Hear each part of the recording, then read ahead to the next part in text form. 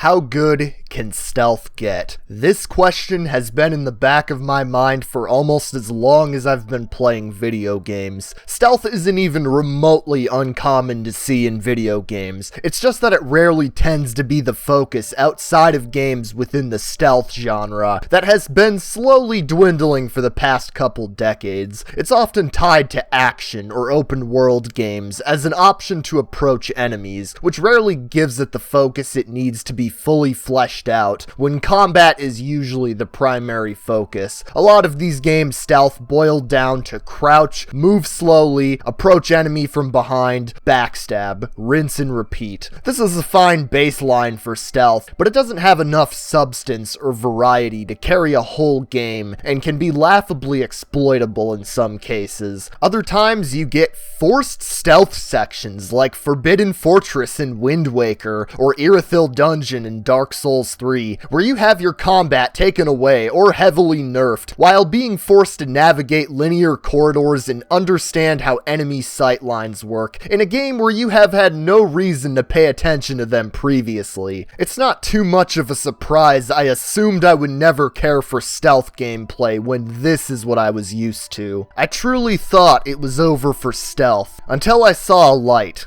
in the form of a shadow. Thief Gold. This game was 23 years old when I first played it, and perhaps it was my fault for not picking up any other acclaimed stealth games before then, but needless to say, I found a gem. I know this isn't a grand discovery since many people knew about Thief before me, but I simply saw another caveman invent fire and thought it was some good shit. Thief Gold, an expanded version of The Dark Project, the first game of the Thief series, is an immersive sim developed by Looking Glass Studios that hyper-focuses on stealth and exploration above all else. It's a game I'd argue is perfectly imperfect. Levels all feature varying degrees of stealth gameplay involved, which can either bode better or worse in some instances, but ultimately makes each level a completely distinct experience, with plenty of memorable moments. Down in the Bone Horde, The Sword, and Return to the Cathedral are some of my favorite video game levels ever, and are all so wonderful because they approach Thief's gameplay like no other levels in the game, and the stealth gameplay itself is incredibly deep and satisfying, where every surface and shadow plays a role in how you actively engage enemies. The core concept of stealth, of observing enemy patterns and moving carefully, are still there, but the ways you can utilize various items to shape the world around you and bend every encounter to your will if you play smart enough keeps the experience strong. Add that on top of the shimmer of treasure awaiting you hidden around these massive maps, and it's incredibly difficult to put down and incredibly easy to get lost in. While its inspiration could be found in bits and pieces in games released since, I never found any game that truly fit this niche type of all-stealth approach to its open, immersive level design with such a specially crafted atmosphere, and I will always love it for this.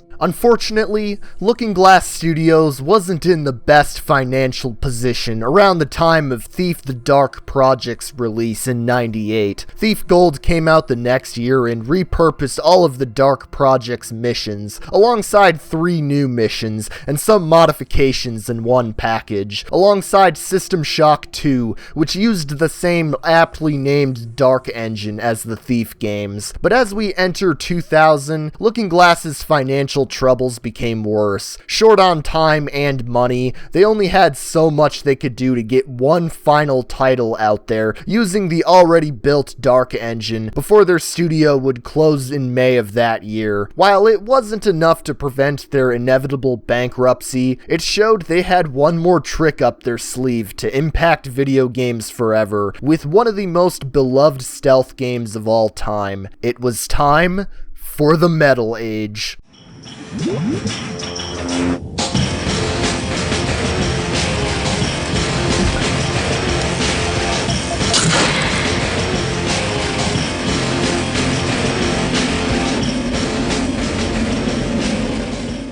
Following up Thief the Dark Project with a sequel was always going to be interesting. On the surface, it really isn't that much different of an approach from how other game sequels were handled in the late 90s and early 2000s. Depending on how soon the sequel came out after its predecessor, and how much the hardware and technology advanced in that time frame, sequels were prone to using a lot of the original's assets and simply creating a new campaign with a few new notable features and mechanics. More ambitious sequels resulted when developers were given far more development time on the game to tweak and change whatever they felt necessary, even going as far as to overhaul the engine and visuals in some cases. Thief 2 not even having 2 full years to breathe after the Dark Project released, and having Thief Gold released in the midst of both of those, definitely falls in the former category. The Dark Project even ends in a sort of cliffhanger that straight up title drops the second game, so they were on that shit immediately. But what makes the prospect of a sequel to this game an interesting idea is the fact that the Dark Project was very unconventional even for the mechanics it introduced. This is largely a result of the Dark Project going through many ideas in development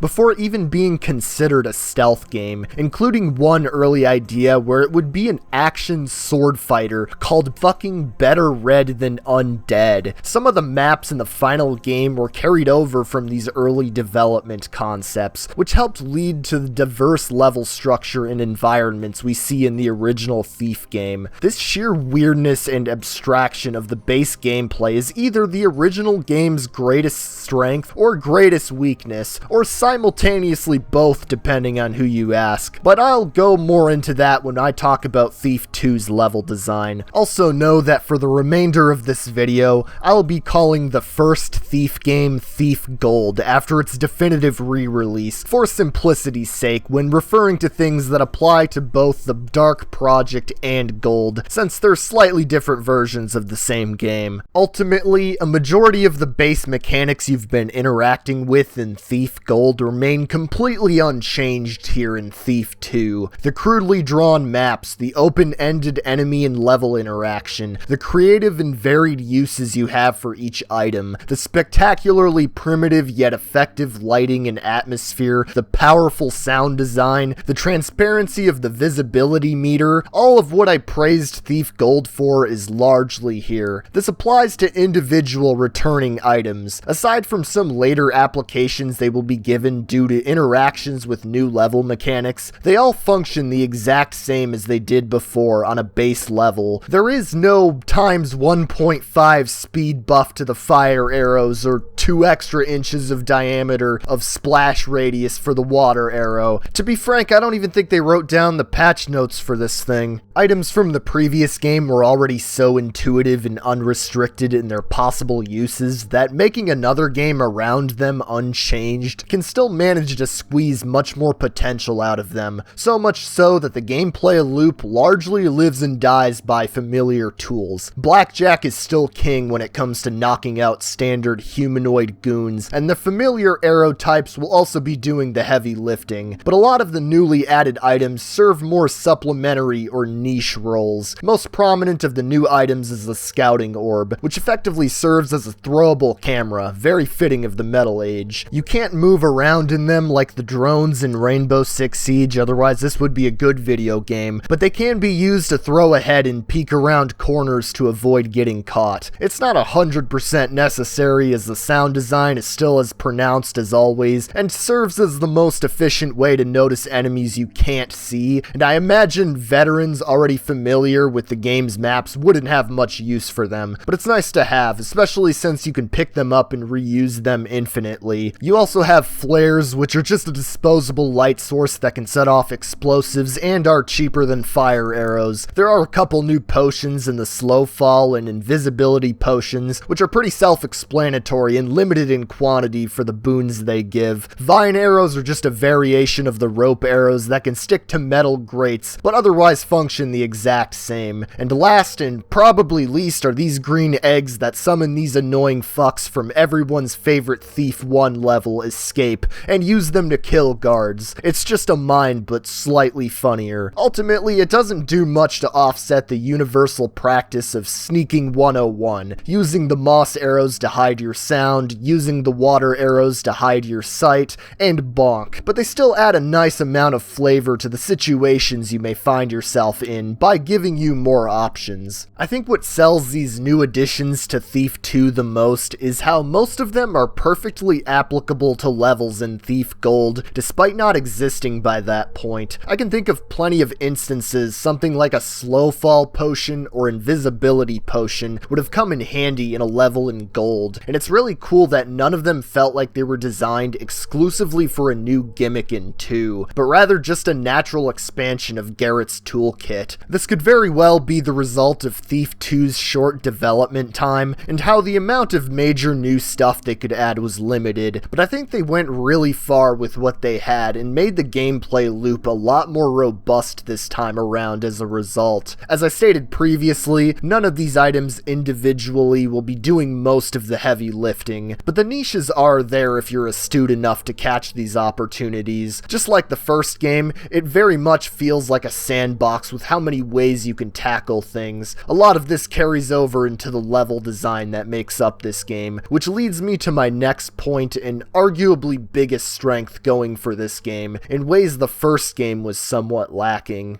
One of the biggest benefits the devs had in the making of Thief 2 as opposed to the Dark Project is simply knowing that they were making a stealth game from the very beginning. This, on top of already seeing how Thief's gameplay would play out on the first game's different maps, allowed them to really handcraft these new missions in ways that would best play to Thief's strengths. The only major thing holding them back from fully perfecting this game's ideas being the short development time they were given to finish the game. Admittedly, taking an approach to level design that puts stealth first and foremost for every mission does have a bit of an adverse effect on the more experimental moments that were in Thief Gold. You aren't really going to get another level here quite like Bone Horde, which had stealth there, but was far more focused on being a massive tomb exploration with supernatural entities and traps for grave robbers. There was far more platforming, puzzle solving, and navigation in this level than needing to remain unseen, since most of the enemies you encounter in this mission are zombies, which could either be blown to bits by holy water or simply outran. Even if it didn't necessarily play to Thief's strengths, I still loved it for how much of a wild card it was throwing something like this in after only 2 levels, and for how effective the atmosphere was here. Similar sentiments apply to Thief Gold's other levels, revolving around the undead and supernatural. These levels had a larger focus on creating an unsettling atmosphere and navigating bizarre level geometry, since it was often tricky to engage close up with these monsters, and they are easier taken out from afar or evaded. This is especially true with the scarcity of shadows and swarms of enemies in the last few missions of Gold, where it barely feels like a stealth game anymore. The only major exception to this rule is Return to the Cathedral, both because the haunt enemies, while relentless, could be dealt with similarly to humans, and because you would need to be unseen to escort bodies for the mission objective without dying. But considering that the supernatural elements were greatly cut down in Thief 2, the types of levels that came with them are mostly absent, which may be a letdown to some who liked the more surreal horror atmosphere. I know I kinda missed these in Thief 2, but I think removing them was for the best to help give the sequel more of its own identity. That's not even to say that Thief 2 can't be as atmospheric or as dark as its predecessor. It's just approached differently by focusing on the more real, earthly horrors. The man-made horrors beyond comprehension.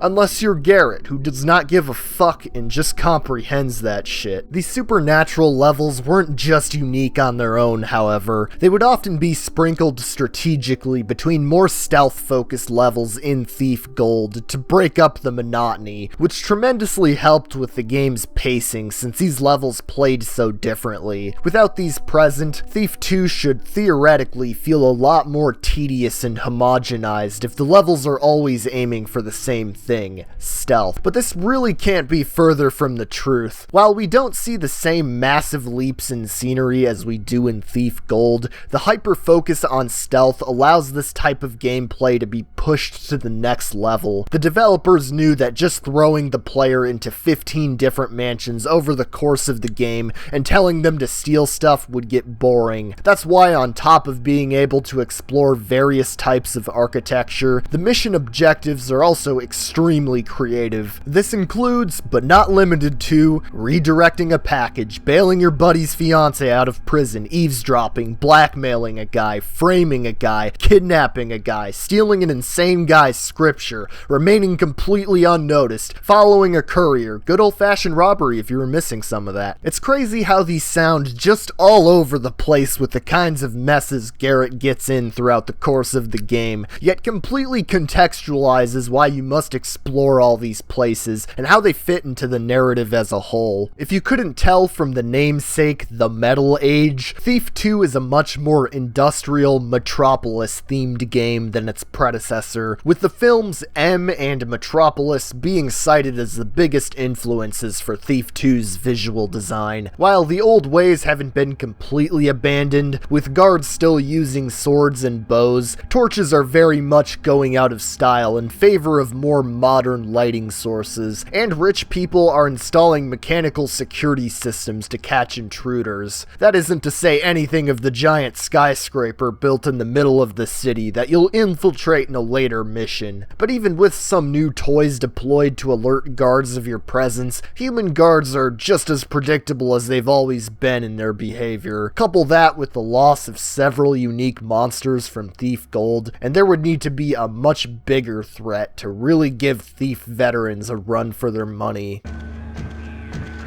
When I was new forged, Paris took me away from the foundry. I was conceived by Paris and settled at the rhythm of a foundry mother. I am the chosen one. And violence. One of the biggest new additions to Thief 2's maps are these abominations. Perhaps as a way to counterbalance torches being less common, water arrows are arguably better than ever because they provide the cheapest way to disable mechanical beasts if you hit them in their weak spot. The sword and blackjack isn't gonna do shit to these guys, and you won't get a lot of fire arrows or mines to destroy them outright. Robots gradually seem to become more common as the game goes on, both posing as a greater challenge compared to the human guards, and fitting the narrative theme of the spreading technological influence throughout the city. They function enough like human guards in their ability to notice sounds and movement, to feel like a fair enemy to encounter, but the bigger variants are far scarier when they can pelt you with bombs across the room if you get spotted by one. That, and the fact that you can only hit their weak point from behind, means that you have to be far more precise when taking them out, something that is nigh on impossible to do when one is fully alert of your presence. An enemy that requires nothing less than total concealment to take out, with very deadly consequences if you slip up. Thief 2 is already building off a base of gameplay and mechanics that Thief Gold deliberately introduced to the player across many missions, and taking into account all the new mechanics this game introduces on top of that, means there's a rather delicate balance this game would need to maintain to both ease in newcomers with all of the mechanics and entertain veterans while also giving them a fair taste of the new mechanics. Luckily, in large part due to how most of Thief's different items are explored throughout your curiosity and intuition, the drip feed of available tools in earlier missions encourages you to at least try out the different items you get, to where you'll be teaching yourself how to best capitalize on them more than the game will be explicitly teaching you. This idea is ever so present in Thief 2's early missions, where the game's potential shines from the outset, and not a second is wasted for anyone. From the beginning, Thief 2 picks up from where the player was left off in Thief Gold, both narratively and in gameplay. The opening mission is Running Interference, which manages to be digestible enough that even new players can get a grasp at what's going on, both through the mission briefing, which tells you exactly the kind of guy Garrett is, and through the mission itself, which functions either as a tutorial for beginners or a warm-up for veterans with its simple and low-stress level design. It's definitely only a smaller and more linear map than Thief Gold's opening mission at Lord Bafford's, but I feel like that's a fair trade-off to throw you straight into the action without adding a tutorial. It feels very condensed, as each floor of the manor is basically a curved line, with some offshoot rooms you can explore and pick up some goodies in, but has some nice variety, with static lights in the basement teaching you to follow the shadows, all sorts of different fun flooring, from material as quiet as carpet and dirt,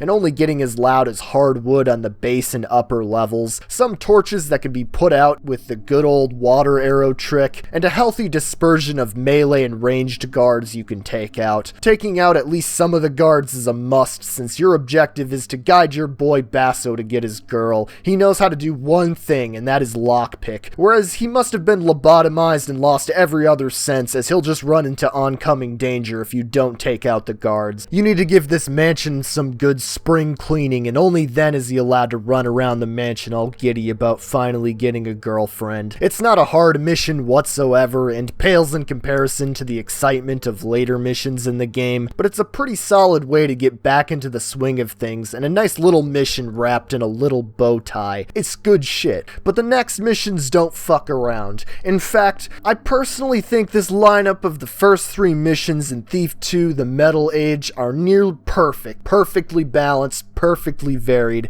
and extremely well executed. The very next mission you'll be doing is shipping and receiving. As opposed to the last mission, which had all the action cramped in a relatively small manner by Thief standards, shipping and receiving throws you outside on a docking district, with all the warehouses and crates you would ever want to explore. It's again not a mission that is too dense in guards, or in tricky situations, since it's still very early in the game, but having so much open space now gets the player accustomed to really paying attention to their surroundings, by virtue of allowing guards to spot you from further away. Especially pronounced are the metal catwalks that loop around the buildings on the second story. A few guards will patrol the catwalks and can spot you from above, but the loud clanking of their footsteps on the metal makes it relatively easy to keep track of where they are, and also teaches or reminds you that metal will make the same sound if you walk on it, so you better be careful. Breaking in either of the buildings also has its own risks, since most of the doors cannot be opened or lockpicked from the outside. Jumping on a ladder from the outside requires you to traverse the aforementioned clanky metal catwalks to enter the building, while the only door you can break in from the ground level is in the vicinity of a group of assassins. Remember that one? Even beyond being required for the mission objectives, breaking in is entirely worth it, as it allows you to open the previously sealed doors from the inside and open up easier re-entry points, and awards you with troves of information you could use to open other lots. Namely, you'll be playing with these new mechanical keypads to open up different lots, which the codes too can be found on a master scroll within the warehouse. What also gives this mission such a unique flavor among its later mission brethren outside of the unique setting is for what it does for Thief 2's world building. In a way, this mission serves as a metaphorical bridge between the world of Thief Gold and now how the world is in Thief 2, being highlighted nowhere better than eavesdropping the conversation between Venet Kilgore and brother Uriel. Well, you're late. I thought I made it clear to you hammers that I don't like to be kept waiting. Be thankful I treat with thee at all, unbeliever. 'Tis late, and I seek to finish here quickly that I may return to my brethren. Well, my cranky friend, head this way and I'll show you to your shipment. You know, you hammers used to bring a lot of money my way, but I haven't seen you around lately. I require but a 4th part of mine usual order. 'Tis all we are needful of, for our numbers have fallen since the rise of the accursed heretics. Heretics? You mean the mechanists, right? Speak not that accursed name to me. They follow not the way of the Master Builder, but a false prophet who twists holy scripture to his own selfish desire. Nay, worse still, those infidels would raise his lies to the level of holy word. I've been hearing a lot about them lately. Don't know what to think of them yet, but seems like they've got plans to improve the city, making life better for people like me, which is more than you hammers ever did. The heretics are naught but a trial for the faithful of the Builder. They know nothing of devotion, of faith, of craftsmanship, or skill, and blindly follow the path of lies, greed, and deception. Markest thou my warning? At the forge of the Master Builder, he will separate steel from dross, and those who follow falsehoods instead of faith will be forever cast aside. Yeah, whatever you say. Let's just go and finish up our business. Similar conversations and written notes can be found around the map. Evening, Dante. You look exhausted. You should get some sleep. I remember what it was like to sleep. Boss left this morning and put me in charge of unloading and cataloging all the incoming shipments for the mechanists. Every single bloody thing they order is made out of metal. I've been lifting heavy crates all day long, and I think my back is about to break. Bunch of tappers in this city. I live near Dayport, and I used to have a nice view of the mountains. I used to watch the sunrise with my wife every morning. But now, that metal monstrosity casts a permanent shadow over my house. Oh, the Mechanist Tower, you mean? The city has certainly changed over the last year. A lot of that's because of the Mechanists. I was in Dayport just last week. All the trees are gone, and there are giant chimneys spewing out foul soot. My whole neighborhood stinks of that blackened air. My house used to be white, but now it's gone gray with that smudge. And my son coughs constantly. Well, there's more to the Mechanists than just factories. While I was in Dayport, I had to stop by the Mechanist Tower to pick up a payment. I couldn't believe what I saw. They had these mechanical faces that watched me and sent shivers down my spine, I tell you. Yeah, I know all about those metal watchers. They installed some here in the Building B the other day. I heard they plan on replacing us guards with them because they don't need to give them pay at the end of the week. I heard rumors that we're all going to be fired. If that's true, then I'll have to live in the woods.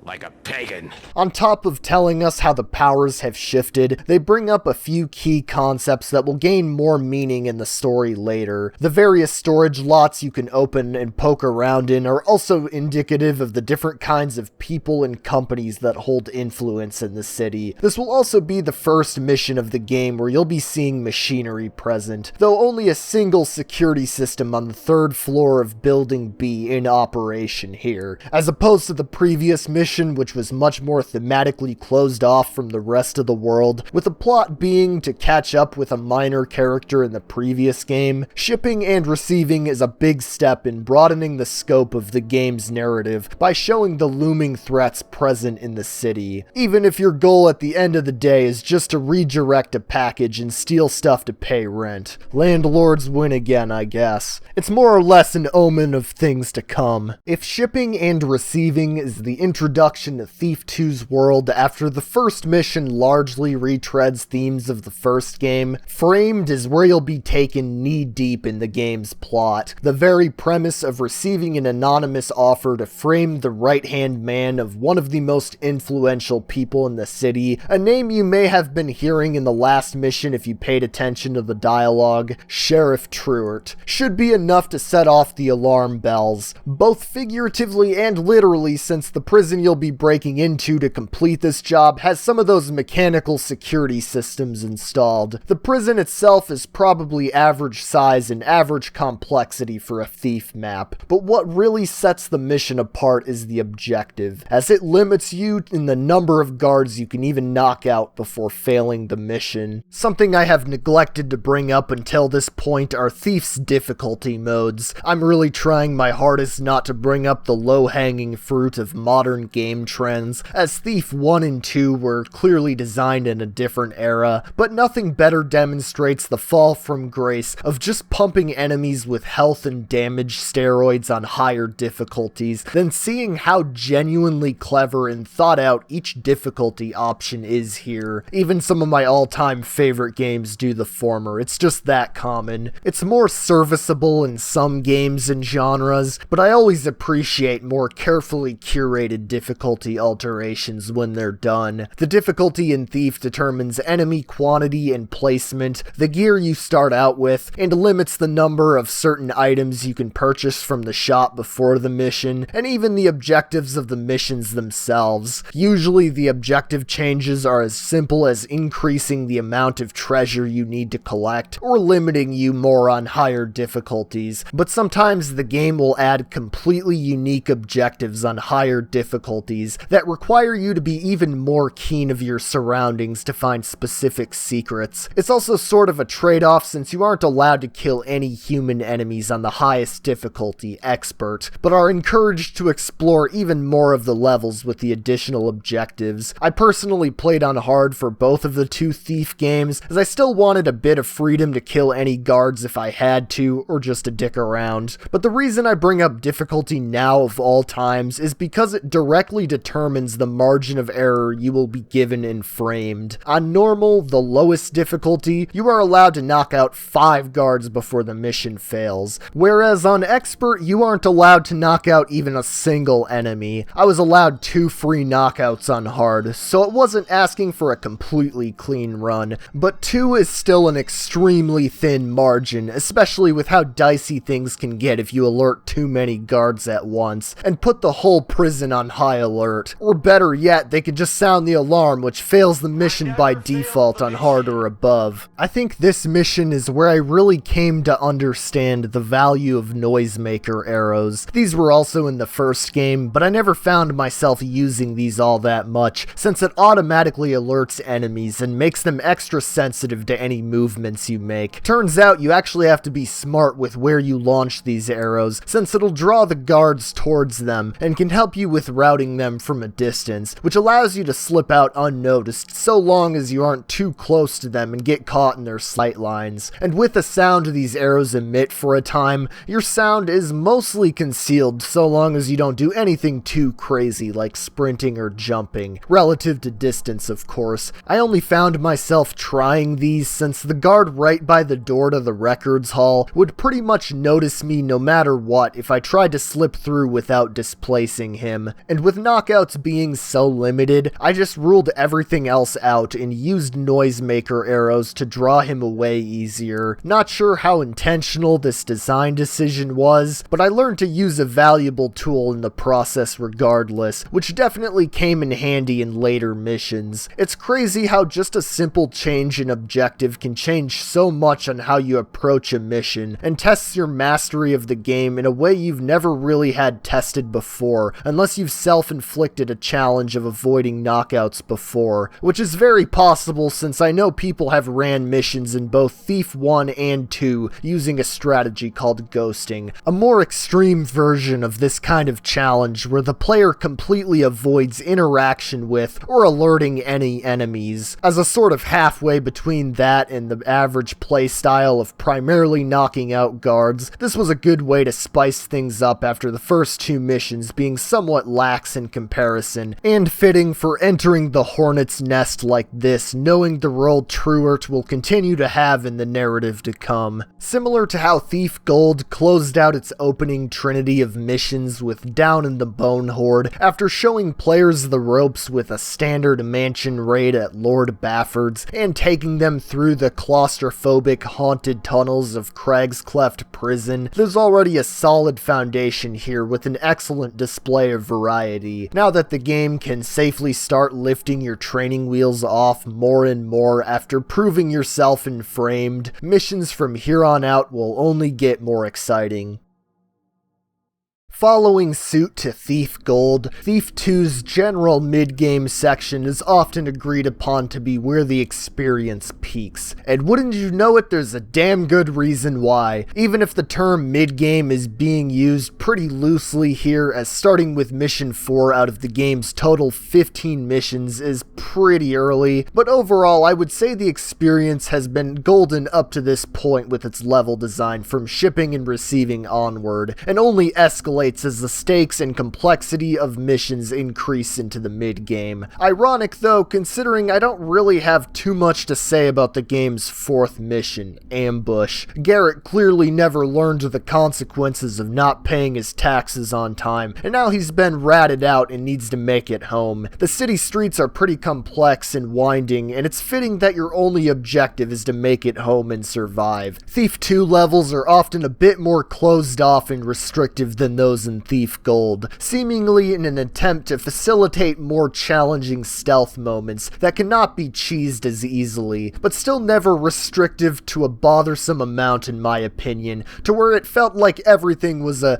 do it one way the developers intended or you're fucked hallway simulator, which would make the game a lot less fun. There's still a lot of potential for player creativity and non-conventional solutions in most of these maps. I bring this up because Ambush feels like a Thief Gold level compared to the standard in this game. It's a lot more open and feels like it's easier to outmaneuver or cheese encounters with the amount of space you are given. It's kind of like an expanded version of the beginning of Assassins in Thief Gold, minus the trailing mission. It's just a fun, no bullshit level, and I quite like it as a change of pace from the last mission, especially popping out of the waterways for surprise attacks. The following mission, Eavesdropping, is a contender for my favorite mission in the entire game. At least one of the 4 or 5 choices that change for me depending on the day, with 2 of the others just following this mission. Needless to say, the Looking Glass Night studio must have had an open flame on the kitchen stove with all this cooking. Eavesdropping is straight up what if we made something like Return to the Cathedral, but more suited to early mid-game difficulty and pacing. While the human cultists present in Eavesdropping are nowhere near as difficult to deal with as Return's host of tormented souls and reanimated corpses, you do get a look at the game's first active combat bot in this mission. It's admittedly pretty intimidating hearing it stomping around the ground, especially at this point when you may have not picked up on how you can deal with it. They even have some familiar faces locked in the basement.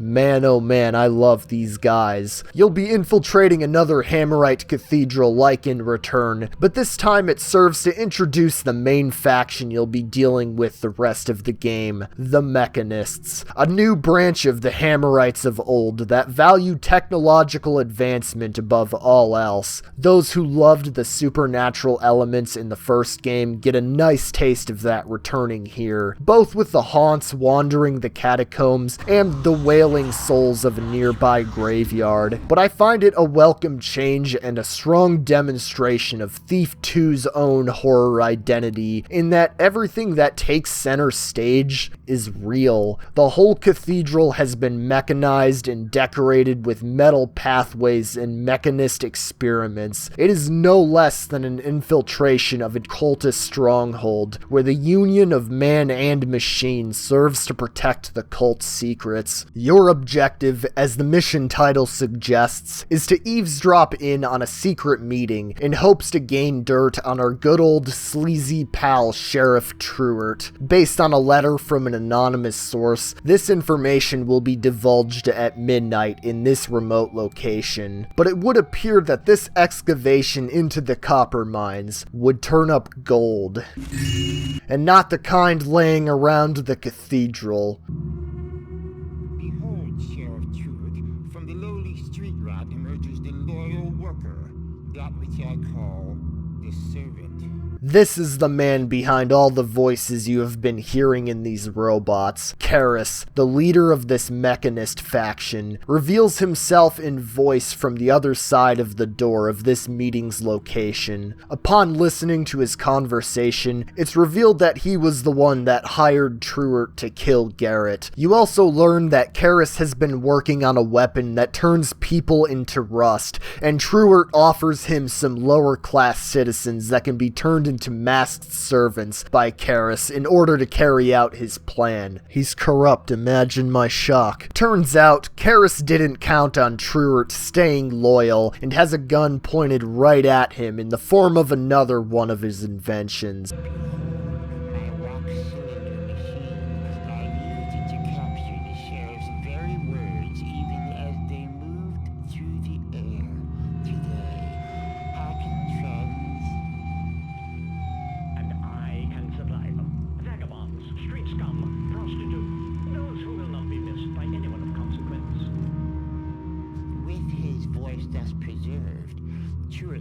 not betray me, or he'll have the scandal he fears so much. A physical MP3 file. This activates your second main objective of the mission. While sneaking around to the back of the cathedral to stand outside the door of the meeting location wasn't very long or time-consuming, you are now tasked with finding a key that opens the vault where the recording of Truert's words lie. You need to conceal your thievery of this item, however, by creating a copy of the key using Karis's wax machine in the basement to replicate it and place it back where it initially was, as you will need the key in the coming mission. While this is far from the most complex map in the game, and is admittedly simple when you are familiar with taking out all of the enemy types present here, I always find these Hammerite Cathedral missions compelling for the sole fact that the structures themselves are incredibly imposing, and with the new kinds of enemies you'll encounter in this mission, including the masked servants and the mechanist robots, these missions often feel like a journey into the unknown, especially if this is your first visit. And I know I could probably gush about the ambience of just about every mission, since it's always fantastic in these games. I feel eavesdropping needs a special mention.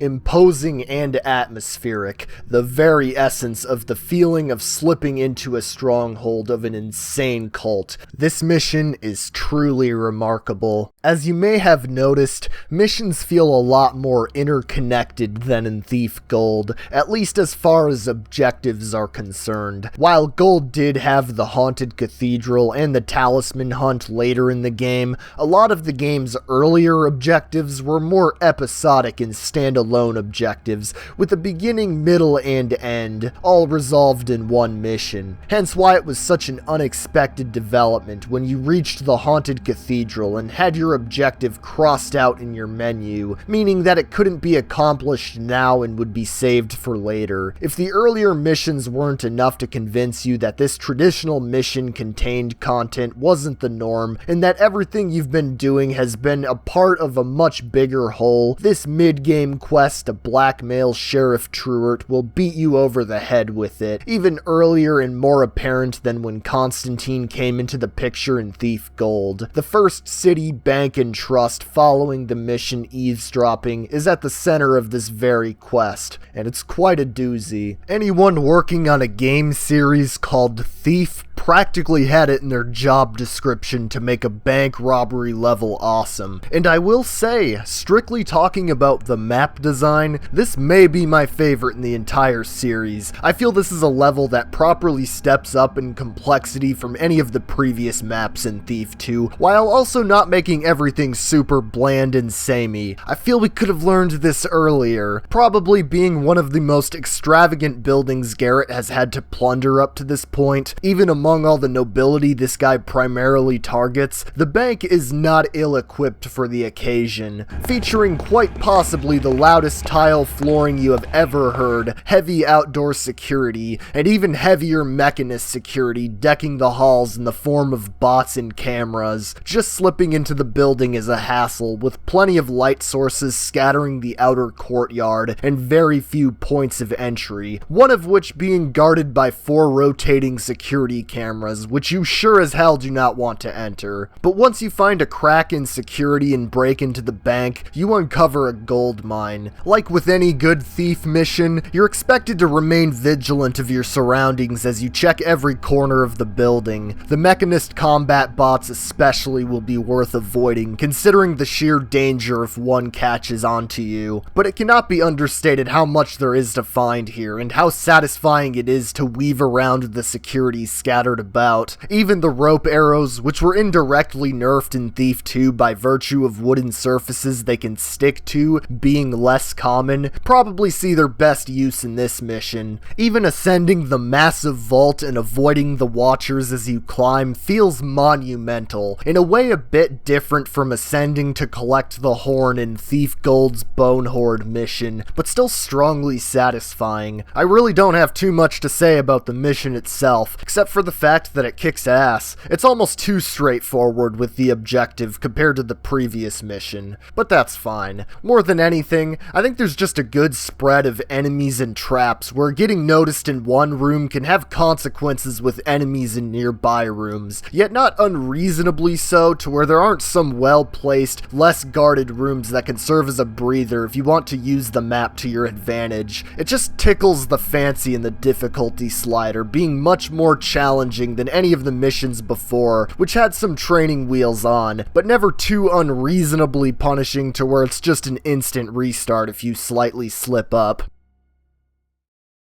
Now, with all the evidence procured from the heavily guarded bank, and after enduring every other trial and tribulation the sheriff put you through, you can now confront Truart and blackmail him. Now, I would like to give one final warning for spoilers, as this is essentially the point of no return. While I've already explained these missions in depth and covered the narrative context surrounding them, I wanted to add an explicit warning here, as this is where everything starts to fall into place, and I really do recommend experiencing it blind if you plan on playing it yourself. Or don't. I'm not your dad. I won't tell you what to do, except for your homework. It is a school night, Jimmy. But for everyone dropping off here, TLDR, the game is good and cool, play it. And download Thief 2 Fix patch if you want to play the game on real modern resolution, since the Steam port has some issues. But for everyone else, the blackmailing in the aptly titled mission will take place, well, where else besides the Truart estate? Like with most of the nobles Garrett has a run-in with, whether it be to their knowledge or not, Gorman Truart is no stranger to throwing parties. So what better time to strike right as all the guests are leaving and Truart is in his bedroom. Right as the mission starts, you are spawned between the smaller houses in the estate. Truart's servants can be found sleeping in these houses, so breaking in requires extra caution of your noise level not to wake them up. But it is a great way to get some early loot. Breaking into the mansion itself, however, is a lot more tricky with the amount of guards and servants that still remain on the property. There is more than one relatively safe way to get in, either through the well in the back or straight through the back door if you throw a scouting orb inside and help track guard movements on your way in. But even when you're in, the mansion itself is incredibly complex and crawling with guards. Even outside all of the armed guards, it's also important to keep note of the unarmed guests, which you are prohibited from killing on hard or above, and will alert the other guards if they take notice of Garrett. While hosting a few new mechanist gadgets alongside the party guests like a door locking mechanism, the estate also shows its history through the old Hammerite chapel built alongside the mansion, the Truart family graveyard, and an underground spider dungeon that Truart just fucking has for some reason. This gives the mission a much more eerie atmosphere compared to the other mansion missions, where it's not completely submerged into supernatural territory, barring the one haunt in the basement, because trust me, it's normal to have just one confirmed ghost in your underground crypt. Any more would be haunted, but still on the cusp of feeling wrong and foreboding. And it turns out, it wasn't just a feeling. Hurry! Sound the alarms! Seal off the area! Why? What happened? Sheriff Truart has been killed! The killer must still be in the building! Your entire objective is now obsolete with the delivery of this one line, and now, this is a case of cold-blooded murder. At this point in the mission, everything you set out to do is now crossed off in favor of finding any clues as to the identity of the murderer, while all the guards are in panic after the death of the now late sheriff. The timing of this event as you approach the third floor, yet never enough to see the figure that killed him is just mwah. And I can't tell you how insane the experience of being fully sucked into this level and receiving that news right in Garrett's shoes felt. Both feeling defeated that your blackmailing plan failed after going through the effort of breaking into the mansion, but more importantly, that there was a potential bigger threat out there. Whether it was at the hands of Karis or some other party can only be determined by venturing up to the 3rd floor and looking around Truert's bedroom for any evidence, ironically already stained red by Truert's weird taste in lighting. And while brief, especially if you have a slow fall potion to jump from the balcony, the escape from all the remaining guards and servants in a frenzy is exhilarating. A masterpiece of storytelling in a mission that could only really have the same effect it has by being an immersive sim and with everything happening in real time. It's raw, straightforward, yet incredibly effective in a way that Thief's mid-mission objective rug pulls can only pull off so well, and a reminder why this series' breaking of traditional mission structure often provides for some of the most memorable moments I have ever seen. Admittedly, the next mission is a bit of a doozy. Oh, it's already over? Yeah, Trace the Courier, the 8th mission of the game, is apparently a standalone mission. Sure, Thief 2. In a game where most missions take an hour minimum, potentially 2 or more if I'm being extra thorough, though ultimately, there's really not much to discuss here, as it just reuses the city streets map seen in Ambush with a different objective. Your only task is to trail Lieutenant Mosley as she delivers a letter, as the evidence found in the previous mission suggests that she has connections to Truert's killer. You follow her, and the mission ends. Just like that. It's not a bad sequence, and I get why it exists to bridge to the next mission, but why couldn't these two be combined into one mission? Speaking of which, did you miss the trickster from Thief Gold? My poor Mr. Garrett, you will not live to see the sprawling glory of it. Your sacrifice is not yet complete. Well, that's unfortunate for you because he's still dead, but the pagans that worshipped him are back and in fact revealed to be the party Mosley had contact with, which makes sense considering earlier notes stating that Lieutenant Mosley was openly against the persecution of the pagans, even under Truert, who strongly opposed them. Trail of Blood is the only pagan-based level in the entire game, and news of that may activate some fight-or-flight responses in some of you based on how Thief Gold's endgame went, but thankfully, we're not dealing with another escape. In fact, the whole mission has very few enemies overall, with the ones that are there being positioned in such a way that makes them very easy to sneak up on and knock out. It's honestly pretty refreshing to enjoy a more scenic mission after everything you've been through, re-experiencing all the incomprehensible horrors and bizarre landscapes. This mission alone features quite the shift in landscape, from cavernous areas to forests with woodland structures and even some snow later on, which really sells how unnatural the Maw is despite being so heavily tied to a nature theming, a level of chaos that was on full display entering the Maw in Thief Gold's finale. But compared to that trip in the Maw where it was a race to stop the trickster's ritual, this mission has a very somber air throughout, as you're left reading notes and experiencing the last words of several pagans that were just completely slaughtered by the mechanists. Even with the amount of shit you've been put through in the first game, it's hard not to feel some pity for them with how easily the mechanists are cutting through them with their technological superiority. More than anything, it shows how the balance of power is shifting in the mechanists' favor, and how everyone who doesn't join them is essentially wiped out or suppressed. But luckily, as a sort of light at the end of the tunnel after braving some annoying tree demons found at the very end of the level, a very unlikely alliance takes place that may be the only hope of restoring order to the city. Sometimes enemies must join forces to overcome a more terrible foe. So tell me, Garrett, yes or no? Are we agreed to work together, sharing knowledge and skills against the mechanists? I put vengeance aside. The Earth keeps my promise for me. Now you have my oath on it. I'm cursed if I break the covenant. Now your answer. I agree that... Good. The Earth keeps your promise for you. Life of the Party is a mission that needs no introduction. Anyone who's played Thief 2 knows this mission by heart, and many would even argue that it's the series' magnum opus. I hate to be a contrarian. I really do.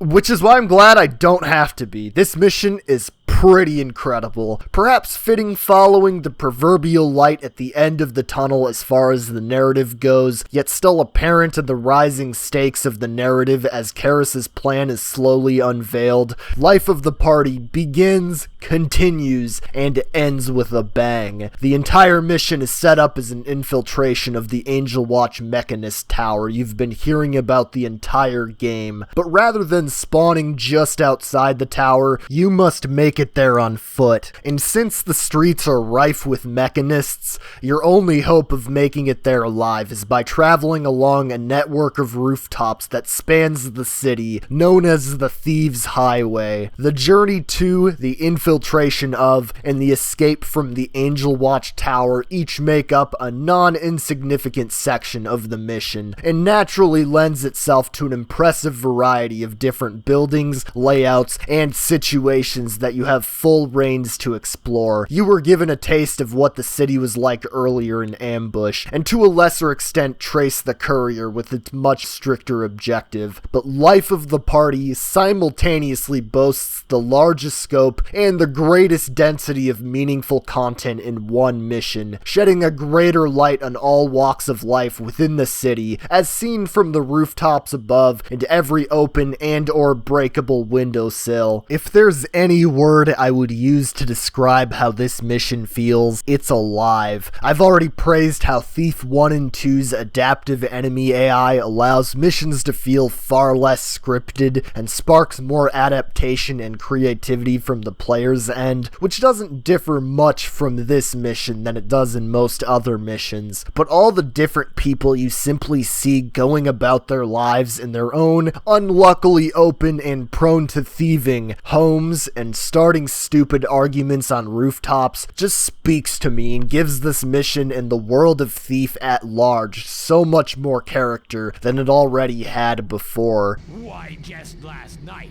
I saw her out back, warming up the stable boy. Such slander will not be tolerated while we're on watch! You'd best run and rescue your helpless limp lord before he flounders in his own vomit, or wakes up naked in a hen coop! Scurry off, or you'll require some unnecessary ventilation! Is that a threat, you shriveled old maid? You gonna prick us with your sewing needles? On this side of the street, we shoot like soldiers, so don't make promises your arrows can't keep. You've gone too far this time, you camel-mannered, tunic-wearing mollycoddle! An arrow in the throat that'll shut you up! Have at thee!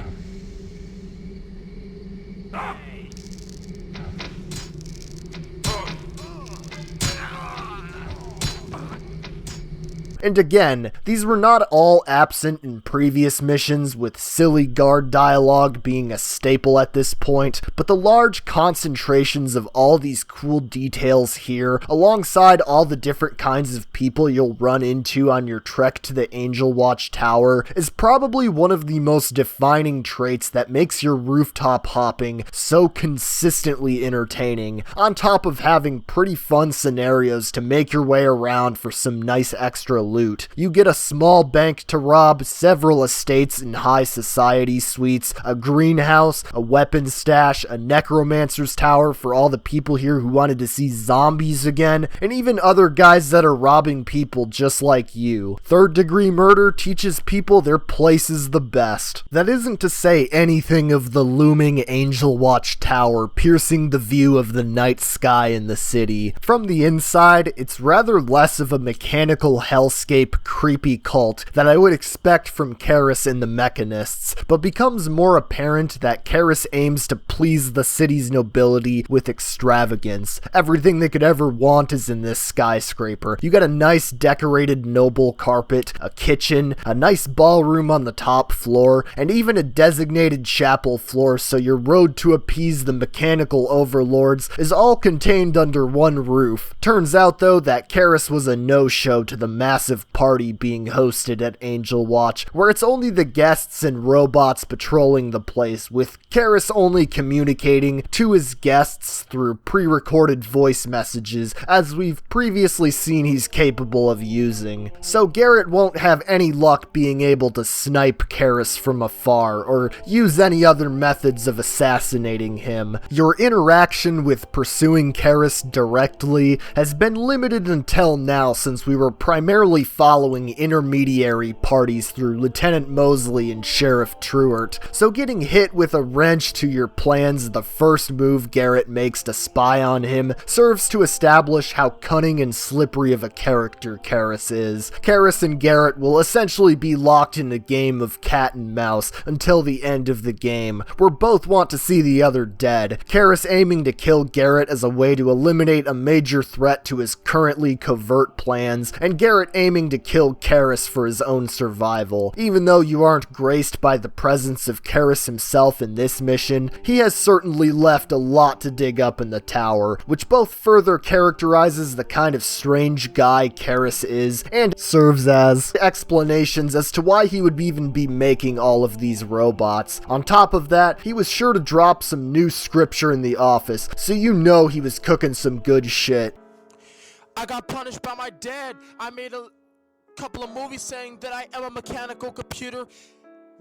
As a matter of fact, I was just joking. I only made one movie saying I'm a mechanical computer because I compute and process information. He even left a neat little surprise with a mechanical cherub, which doesn't really do much of anything besides follow you around, but its sudden appearance certainly shocked me going in blindly first time around. Its inclusion is very interesting to say the least, as it seemingly doesn't serve any purpose from a gameplay perspective, since it's unable to even properly alert guards, but it appears to be some sort of prototype for a new creation of Karis. Because the strict purpose of it is unknown and it remains unmentioned throughout the game, it makes this encounter all the more bizarre. Finishing up your activities at Angel Watch will then prompt you to retread the rooftops you used to arrive. As much as it is essentially a backtracking segment for your escape, I feel like the multiple routes you can take, as well as the dispersed guards that either spawn after you complete your main objective, or I just so happen to miss, at least keep you on edge throughout the trek back, compared to the average Blackjack Chud experience of walking over knocked out bodies with zero obstacles. Making it back to the bell tower you started at will finally end this monster of a mission. Unlike many other missions that have a core theme, either as a part of the gameplay or atmosphere, Life of the Party is interesting in that it works as sort of an all-encompassing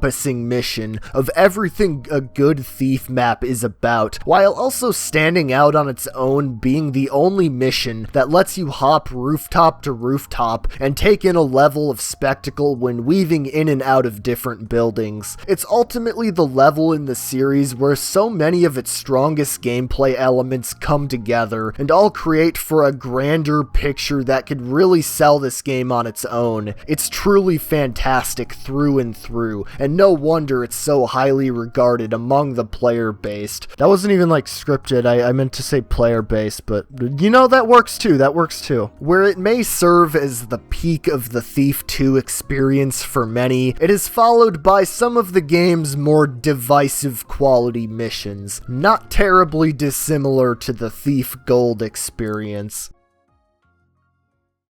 Upon further reflection, the endgame of Thief Gold was kind of a mess, much more so than I made it out to be in my Thief Gold video. I kind of just rushed through describing the last 3 missions of the game as a very meticulous reference to how Looking Glass clearly rushed the level design. It's funny how Thief Gold went from Return to the Cathedral, the absolute peak of the experience in my eyes, only to hit its lowest abyss point in the very next mission.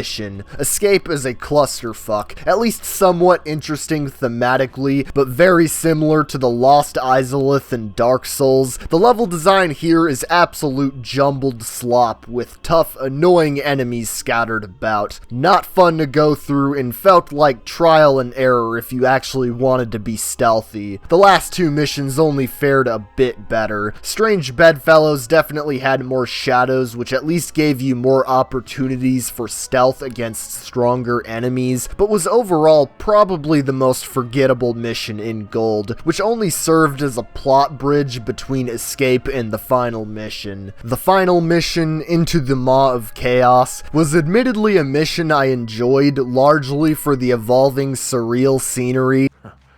Now that's big. And some of the more valuable tools scattered about like gas arrows, but was pretty underwhelming for a finale with how easy and linear it was. I'd like to preface by saying that I would not say Thief 2 ever gets this low, but the endgame here has its own unique assortment of issues. Which seemingly does not start here because Precious Cargo, the mission immediately following Life of the Party, is a banger. I felt it would still make sense to start the divide here since this is when the last third of the game starts as far as the mission count is concerned, but it turns out that they followed what is debatably the peak of the game with another excellent mission. Precious Cargo is like this game's Song of the Caverns at first glance, where it opens up in a relatively unimpressive cavernous area, though one with more vertical traversal here. Exiting the cavern will unveil the small isle that you are on, believed to be the location that will help you accomplish 2 goals: find Victoria's missing agent Lotus, and to capture Brother Cavador, the latter of which being the main goal as Karis' scripture implied Cavador would be knowledgeable in the Cetus project, which Garrett and Victoria are hoping to uncover the truth behind. Finding Victoria's missing agent would only serve as a possible lead to Cavador's whereabouts. Also keeping in line with the theme of being this game's Song of the Caverns, you are given quite a bit more than the initial hand-drawn map implies you bargained for. The Isle setting is oddly serene after what you've been through, having a light drizzle and a few dilapidated buildings to explore. Decently guarded of course, but nothing too overwhelming if you use all the tricks you've been learning up to this point. But upon finding and potentially mercy-killing Lotus as he suffers in a cold storage, you receive a peculiar piece. When placed upon a wheel in the lighthouse with a missing peg, you are unknowingly uncovering the secret of the Isle, an elevator with a massive underground base run by the mechanists, hosting the core of the Cetus project, the Cetus Amicus.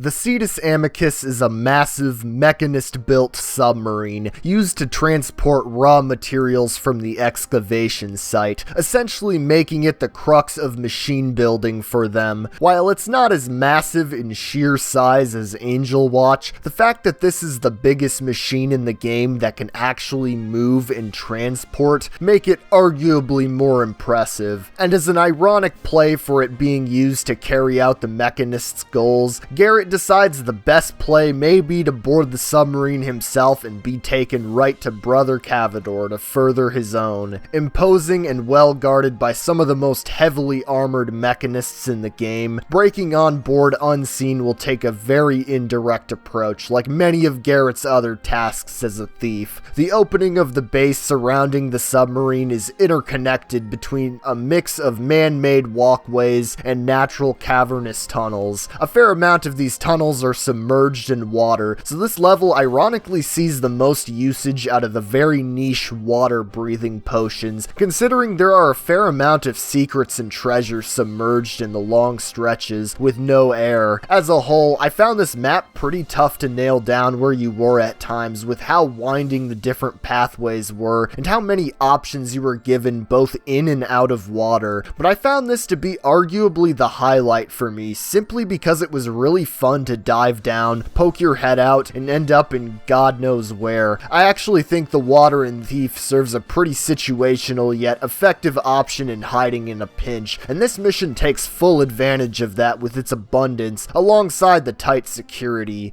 It's a strangely claustrophobic mission with some of its compact areas, but not truly restrictive in how you choose to explore the base. And like with anything in Thief, never expect to run out with treasure without a bit of company.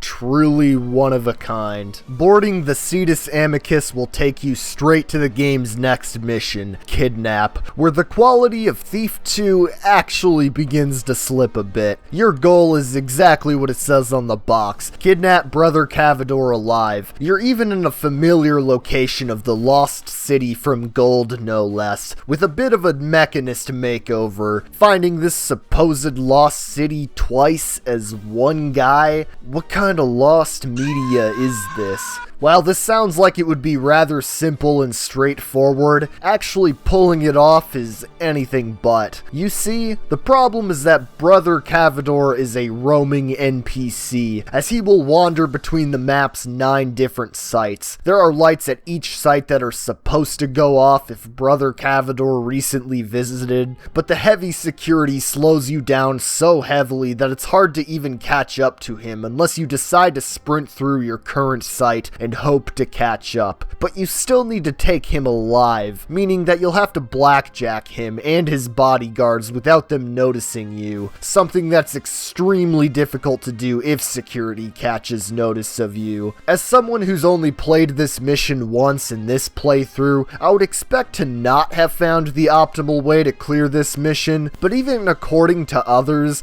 arguably the most consistent strategies are either to just camp in one area and wait for him to go by, or to just run around and get lucky enough to butt heads with him, one of which being incredibly boring and the other of which being incredibly RNG dependent. It's woefully unbalanced. The silver lining is that he will stop in one place after he visits all the sites, so you can at least consistently find him in one location after a certain point. But the fact that this essentially is timed until he gets there and will likely cause a new player to run around the sites aimlessly gives Kidnap some serious pacing issues and makes it tedious to play through. A cool idea, but unfortunately very messy execution. At least tearing this specific robot limb from limb with landmines in one of the starting buildings was pretty fun. Highlight of the mission for sure. This is followed by 2 missions that will be talked about in a pair: Casing the Joint and Masks. I pair these up because they take place on the same damn map. The hand-drawn map you fill out when navigating the building for the first time in Casing even serves as your starting map in Masks. An interesting idea, used to thinly veil the fact that making you play on the same map 2 missions in a row is just blatant padding. Admittedly, the goals here are quite different, with Casing the Joint requiring you to completely ghost the mission to avoid alerting guards that you're scouting the manor out, meaning that even so much as alerting a single guard will instantly fail the mission. Masks lifts this restriction and simply requires you to loot the mansion, and specifically the cultivator, but ups the amount of security guards and robots as fair compensation. Also to these missions' credit is the map is pretty well designed on its own. It takes the appearance of a fairly standard mansion, but hides loads of hidden hidden switches and secrets that take you to so many auxiliary hallways that interconnect the different rooms, which are especially helpful in casing the joint where you need to remain completely unseen. You even get one of my favorite side stories in the game involving finding the truth behind a murder that takes place in a haunted library in one of the upper floors. Masks even has some interesting traversal required to avoid the traps surrounding the titular masks. I think the real thing that really sours both these missions for most players is the fact that they take place on the same map and are done back to back. If these were somehow condensed into a single mission, I doubt this part of the game would see anywhere near the criticism that it does, but as it stands, this pretty well cements this as the more redundant part of the entire experience. Though if I were to choose between some well-designed repetition and whatever this dog shit is, my answer is to play the stealth video game. I think we're seeing improvement, but when all is said and done and the cultivator is collected,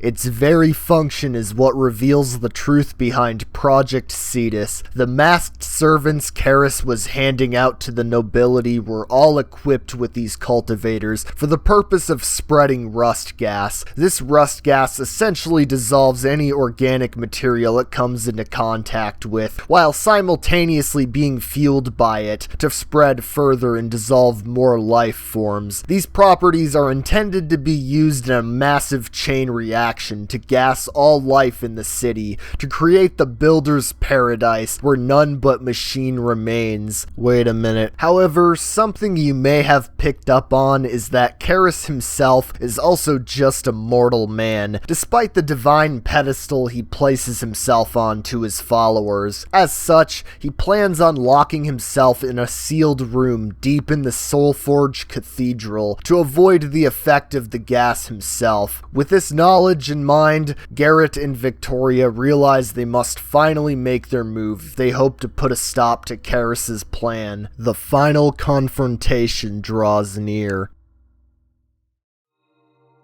Sabotage at Soulforge is the finale mission of Thief 2. Taking place at the Soulforge Cathedral, Garrett and Victoria plan to take the fight to Karis by using his very own plan against him. The masked servants only trigger the release of the rust gas upon a signal given by Karis. They also happen to be controlled by a guiding beacon and signal towers scattered around the cathedral that give them instructions on where to go. Garrett and Victoria's plan is to hijack the guiding beacon to call all the masked servants back to the cathedral where Karis is. So long as Karis never finds out what's going on, he will continue his plan of signaling the rust gas release, unknowingly filling his own safe haven with the deadly gas, killing him in the process. For the little bit of extra oomph, Victoria offers to use her powers as the former Woodsy Lord's consort to summon vines into the cathedral when the attack takes place, making it easier for the rust gas to spread throughout Soulforge. Garrett, being the down-to-earth, done-with-this shit man that he is, refuses to go through with such a dangerous plan. As it is, what have the wealthy of the city done for him besides serve as fun looting playgrounds? That is until he receives news of Victoria sacrificing herself to carry out the attack herself, deciding it is worth carrying out the plan for the sake of avenging someone he worked with. For as brief and reluctant as that agreement was, perhaps upon realizing the imminence of the Mechanist's danger as well, Garrett realizes what he must do, stepping inside Soulforge Cathedral himself to finish off the biggest danger the city has faced. Even calling Sabotage at Soulforge a mission like any other feels like underselling the scope here. This is straight up an undertaking and without question the longest and most complex mission in the series up to this point. As a total opposite of the casual stroll through hell that ended Thief Gold's story, Soulforge will put everything you know about stealth and resource management to the test. Upon starting the mission and receiving a greeting from some watchers and stray combat bots, it won't take long until you notice several machines scattered in some of the rooms you come across. These are given seemingly benign instruction booklets placed besides them. That is until you venture venture a bit further into the cathedral and find crafting recipes and loads of unfamiliar items. The long and short of it is that you have to use these crafting recipes to craft items at very specific machines, hence why you are given these documents on how to operate the machines and what items go into making each one. On top of being able to resupply yourself this way with basic items such as mines and flash bombs, you will also need to interact with the crafting for one of your main goals of the mission, that being to create a guiding beacon. To say receiving this dump of information at the start is overwhelming is a massive understatement, and even if you are given the crafting recipes to take with you and read at any time, the mission is already pushing Thief's simplistic inventory system to its limits sheerly through the amount of stuff you have and must scroll through to get to these. There is definitely a part of me that admires them trying to push a brand new mechanic in the very last level of the game, but this definitely doesn't flow the best and can be a pain in the ass when you're still trying to memorize the crafting recipes. The mission essentially acts as a massive resource hunt where you'll need to scour for things you need in order to create the beacon, which goes hand in hand with your goal of finding the signal towers you need to hijack. Soulforge itself is both incredibly non-linear and labyrinthian in its design, and also heavily uses empty space. While this latter trait of the level could most likely be explained due to running out of development time, like as is apparent in the other late game missions, and wanting the map to feel big by bloating its size, I can't help but feel it works really well here in making the atmosphere all the more imposing, selling the kind of bleak mechanical hell Karis intends to create if you fail. This is further cemented by the fact that I think Soulforge possesses some of the most unique, one-off challenges I've seen in a Thief map, mainly having to do with the lighting in certain areas. Take for example the one room with the furnace flickering on and off at certain intervals, giving you ample room to move if you hide your sound well enough, so long as you stay in the shadows each time the furnace lights up. Or even another room where the lights completely go out, giving you only sound to worry about covering when you can slink around enemies from any angle. The map is very divided despite its sprawling size, where rooms feel like they have much more self-contained challenges, with their own different contraptions and security measures, which is definitely a step away from some of the more layered and compact, yet connected level design present in most of these games, but at least poses an interesting way to give much more distinct layouts from room to room. This works out pretty well for the most part, taking any of the aforementioned examples into consideration, minus the turret room. That shit was a legit brain tumor. This one room is just running past a bunch of turrets that automatically lock on and track you as you try to sprint on the catwalks above. Has absolutely no bearing on your stealth ability, and the hitboxes are just as jank. Not fun, but at least autosave will save you if you want to get this one shit-ass radio tower. In contrast to this map's segmented room design, one thing shared between all encounters are your resources, and this mission has tons of enemies, from armored mechanist guards to watchers to combat worker and spider bots, and even the mechanical cherub making a return. There are not realistically enough resources to squeeze your way out of every encounter present and disable every machine. As such, and with the backtracking you'll be doing to create certain parts in the crafting machines, you'll really have to put in extra thought if you want to take out certain enemies to make your time easier in one area, while potentially making a later situation more difficult. This definitely isn't a dilemma new to Soulforge, as this type of thinking around resources has been present from Thief 1 Mission 1, but especially in a case like this where you actively need to thoroughly explore several corners of the map to complete it, will you be pulling out some of the hardest decisions you'll make this entire game. I'm telling you, the water arrows are like gold here. You may think you have a lot, but I promise you don't want to get wasteful with them, as you'll hardly know when and if you could find more scattered around. But when all is said and done and you find all the parts to create the beacon and locate a certain number of signal towers depending on the difficulty, you can escape the hellish cathedral and know you have withstood one of Thief's greatest undertakings in stopping the mechanists. All the while, you get to hear Karis' brilliant intercom commentary like some insane, plasmid-roided Bioshock politician.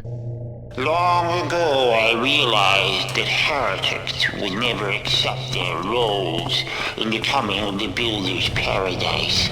I anticipated thine oppositions, Garrett, and others who would try to murder me. Thus, the Builder protects me. This chamber from which I speak, 'tis his arms encircling me. And all that I need is here within. I need not emerge until the Builder's paradise has come. And you are but dust. Truly wonderful. Sabotage at Soulforge is such a fascinating mission and finale to me, as it is unquestionably flawed in its execution. The inventory system became very tedious to navigate. Some of the rooms were honestly more annoying than fun. The learning curve with all the crafting slowed this mission's pacing to a halt. I legit had to reinstall my game mid-mission because of a specific engine bug when I modded my game, and I was actually mentally exhausted after it was all over. But holy shit, if you asked me if I loved this shit in the end, I would not say no, because lying out of my ass is against one of Karis's 10 commandments as a mechanist. Outside of just visual design like Into the Maw of Chaos, this feels like a final mission through and through, where Garrett and Karis are both at their wits' end with each other and pulling out all stops and shooting for insane heights to achieve their respective goals, all in this long, drawn-out, yet methodical and mechanically brilliant confrontation. And while the ending cutscene is admittedly brief, just showing Karis's death and a much less impactful cliffhanger than Gold's sequel title drop, just being able to trudge through that monster of a finale made it all worth it in the end. Some point where I legit felt like I was playing some of the tightest, most tense thief level design out there, yet completely held together by duct tape. I guess you could say this mission was forged out of pure soul. It's massive, overbearing, and messy, but the satisfaction of overcoming everything the mechanists would throw at you while trying to elaborately redirect a city-wiping attack is real. Victoria's sacrifice is not in vain for those who persevere and see the entire mechanist invasion crumble from the inside, as its very leader hits the self-destruct button to put an end to his crazed prophecy. Sometimes the guy who can never make rent payment was the greatest hero the city needed. As much of a journey we've been on, as many trials we've endured throughout this game's 15 mostly massive levels, and for how fantastic the level design and stealth has been for the most part, I still think all this doesn't fully capture why this game is so special. Thief 2 tells a very strong story in my opinion, even if man's conflict with technology and shifting powers is a tale as old as time. In contrast to how the first game tackled the more superstitious forces affecting the world, ending with the confrontation with a demigod, Thief 2 explores the rise of the changing city in a more grounded way, yet all with its own unique thief spin. The way you and the world interact with each other for the player to gain this type of insight they desire based on how much they go out of their way to look for details and lore spectacularly helps make the narrative feel far more engaging and alive. But perhaps the glue that really holds everything together was that which I least expected to be present, let alone have the effect that it did: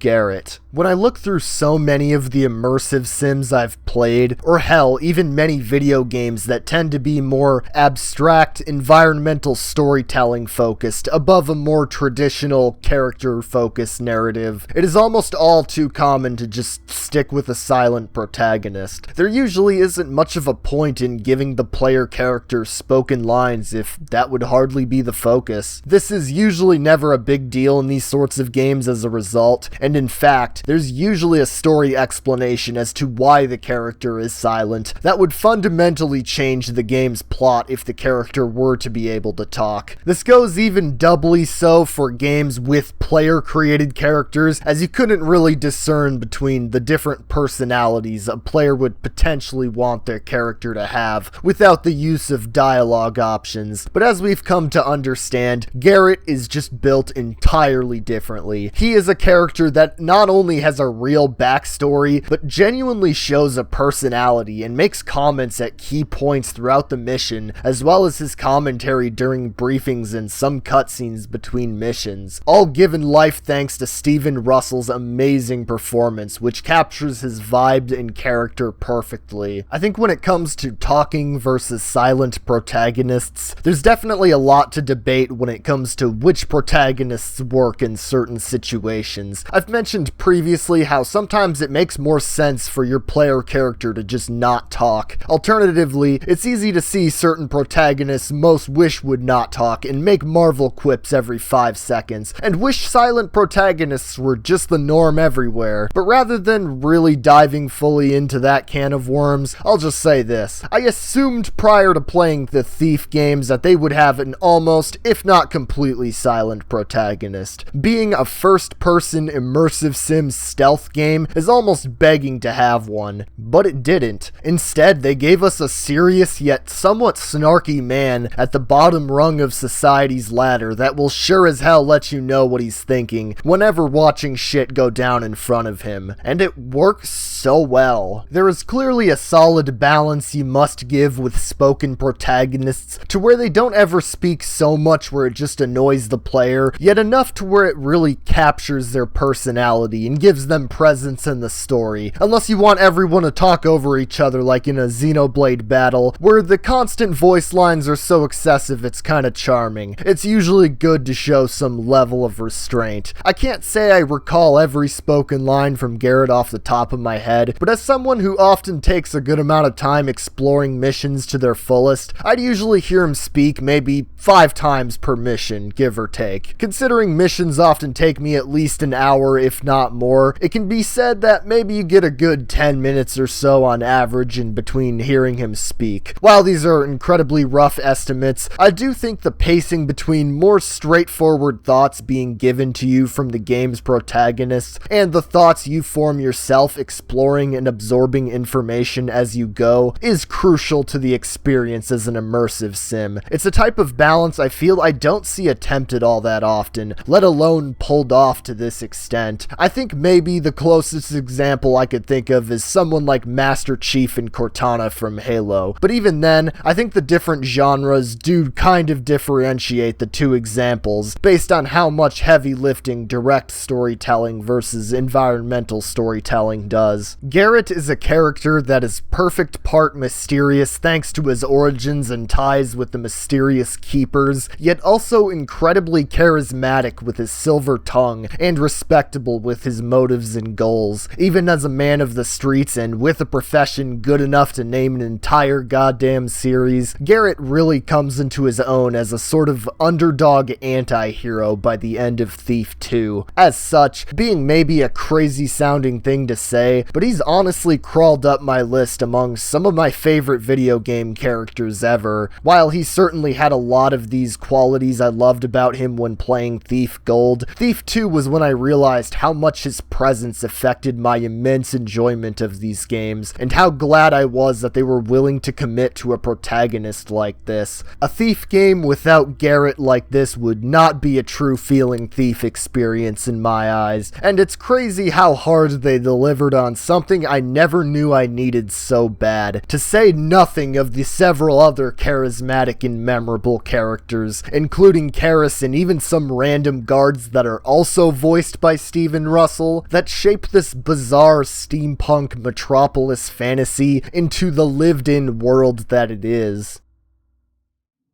Thief Gold is already a game I hold in incredibly high regard. For as messy and flawed as it was, even sinking to points where it was downright unfun to play, the sheer vision of creating a thieving game that was so much more than it seemed, with tomb raiding, apparitions, and a surprising shift of reality and stakes as the story progressed and uncovered its true nature really stuck with me. On top of having some of the tightest level design out there with its best missions, such as the Sword and Return to the Cathedral, really striking the perfect blend of atmosphere, immersion, and stealth gameplay, Thief Gold was a game that was never comfortable sitting in one place, and was always throwing new stuff at you. Thief 2 is sort of different from this. It was much more comfortable with the understanding of what these games were best at, and decided to push forward with it in its own direction. It still had the guts to shake things up to prevent the gameplay from ever getting stale, with some hit or miss or flawed ideas along the way, but always stuck with the bread and butter it knew best to make sure there was always a reliable base if a new mechanic didn't stick the landing. And most of the time, it did, with so many features that helped make the stealth even more dynamic, challenging, yet rewarding than it ever did in Thief Gold. While there's still a novelty with Gold's ghosts and surreal level designs that I'll always love it for, Thief 2 just does so much more and makes its own mechanical hellscape its identity, preserving a level of eeriness and uncertainty that I loved about the first game. Thief Gold alone is up there with my favorite games of all time, and Thief 2 lands even higher than that as far as I'm concerned. I'm sure more will sink in as I replay these games in the coming years, and I will maybe notice more or shift around opinions on things I did or didn't like, but even for a sucker like me that's 25 years late to the party, I'm glad I finally got to experience what so many others saw.